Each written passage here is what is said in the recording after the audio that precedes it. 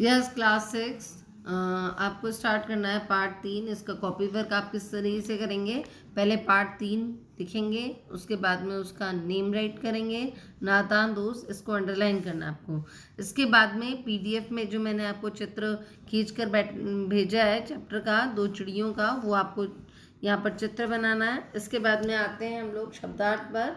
शब्दार्थ देखते हैं, कारनिस, छज्जा, फुर्सत, खाली समय, पेचीदा, कठिन, जिज्ञासा, जानने की इच्छा, विद्वान, पढ़ा लिखा व्यक्ति, तकलीफ, मुसीबत, चाव, शौक यानी कि बड़े अच्छे से करना, प्याली, कटोरी, अधीर, बेचैन या किसी काम को करने के लिए लालायित होना, हिकमत, तरकीब या उपाय, सुराग, छेद, हिफाजत, सुरक्षा या बचाव, आहिस्ता, धीरे से, कसूर, अपराध, फैसला, निर्णय, सोटी, किसी को मारने की लकड़ी, अफसोस, दुख, सत्यानाश, नष्ट करना।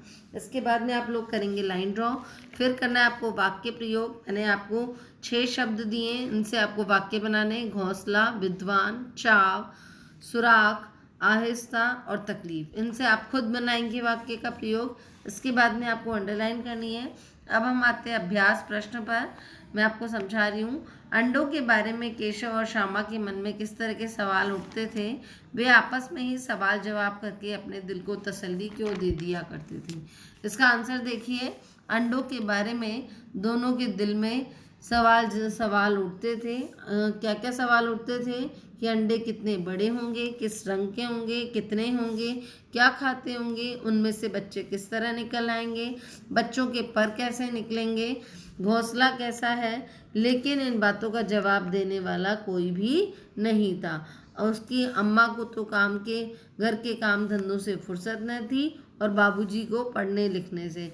इसलिए दोनों बच्चे आपस में ही सवाल जवाब करके अपने दिल को तसल्ली दे दिया करते थे।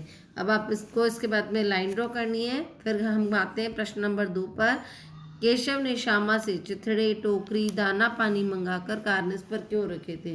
केशव ने श्यामा से चिथड़े चिड़ियों के अंडे को आराम से रखने के लिए मंगाए थे। टोकरी किस लिए मंगाई थी, घोंसले व अंडों को धूप से बचाने के लिए, और दाना पानी चिड़ियों की भूख प्यास मिटाने के लिए कारनिस पर रख दी थी, ताकि उन्हें किसी तरह की कोई तकलीफ न हो और वे आराम से रह सकें। इसके बाद में फिर लाइन ड्रॉ करेंगे। प्रश्न नंबर 3। केशव और श्यामा ने चिड़ियों के अंडों की सुरक्षा की या नादानी की। इसमें आपको अपने विचार बताने हैं कि उन्होंने केशव और श्यामा ने जो थी चिड़ियों के अंडों की रक्षा की थी या नादानी की थी। केशव और श्यामा ने चिड़ियों और उनके अंडों की रक्षा के लिए अनेक कार्य किए जो उनकी दृष्टि से तो उचित थे, परंतु वे बच्चे अनजान थे, नादान थे। उन्हें मालूम नहीं था कि अंडों को छूने से अंडे गंदे हो जाते हैं और फिर चिड़िया उन्हें सेती नहीं है।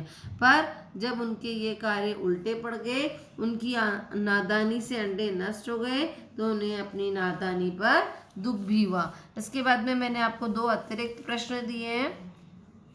केशव और श्यामा ने चिड़िया और अंडों की देखभाल के लिए क्या क्या कार्य किए। तो पहले कौन सा कार्य किया था, उनके खाने के लिए उन्होंने एक प्याली में थोड़े से चावल के दाने रखे थे, एक पानी की प्याली रखी थी, और नंबर 3, धूप से बचाने के लिए एक टोकरी लगाकर छाया करती थी, और अंडों को एक पुरानी धोती की गद्दी बनाकर उस पर रख दिया था। इसके बाद में देखिए प्रश्न नंबर 5। पाठ के आधार पर बताओ कि अंडे क्यों गंदे हुए और उन अंडों का क्या हुआ। अब पाठ के आधार पर बताइए अंडे गंदे कैसे हो गए।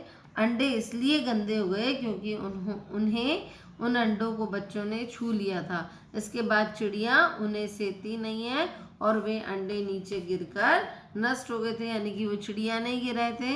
इसके बाद में मैंने आपको व्याकरण से एक प्रश्न और दिया है। इसके बाद में पहले आपको लाइन ड्रॉ करनी है और फिर देखिए क्वेश्चन क्या है, निम्नलिखित वाक्यों में विशेषण बताइए।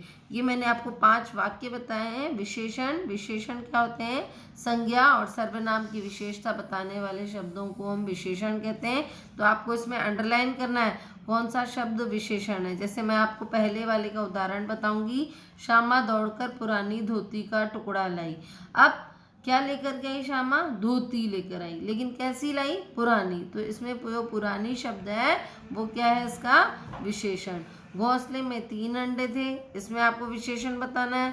कार्निस पर थोड़े से चावल रख दिए, इसमें आपको विशेषण बताना है। स्टूल की 4 टांगे बराबर न थी, और केशव ने करुण स्वर में कहा। इस तरीके से आपको बहुत गुड हैंडराइटिंग में सुंदर सुंदर लेख में ये वर्क पूरा करना है।